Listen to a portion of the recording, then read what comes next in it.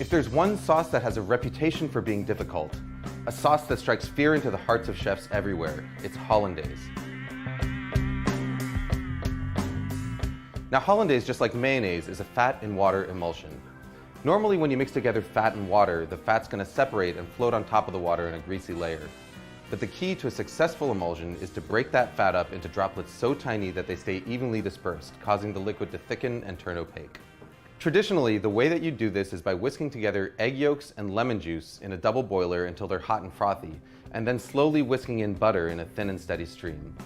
As you whisk, the butter breaks into minute droplets, while the egg yolk acts as an emulsifier, helping to keep those droplets evenly dispersed and thickening the sauce.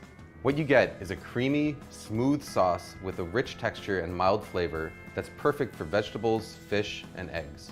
But there's a lot of ways it can go wrong. If you don't whisk fast enough, or if you add your butter too fast, the sauce will end up greasy and broken. If you don't cook your eggs enough, it won't thicken properly, but if you cook them too much, you end up with broken scrambled eggs. The fact of the matter is, if you want to learn how to do it the traditional way, the road to perfect hollandaise is paved in broken sauces. But here's the good news. There's an alternative method that is completely foolproof, produces a hollandaise that's every bit as good as the traditional version, and takes about a minute start to finish. All you need is a small pot, a glass measuring cup, and a hand blender with a cup that barely fits its head. We start by combining an egg yolk, a teaspoon of water, a teaspoon of lemon juice, and a pinch of salt in the bottom of a blender cup. Next, we melt a stick of butter on the stovetop until it's completely hot and bubbling. It should register about 220 degrees Fahrenheit with an instant read thermometer. Pour that butter into a glass measuring cup.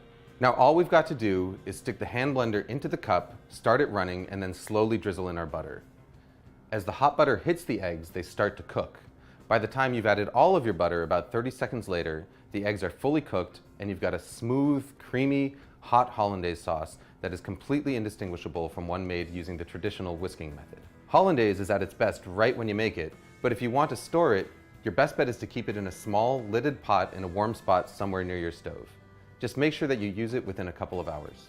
Food Lab signing out.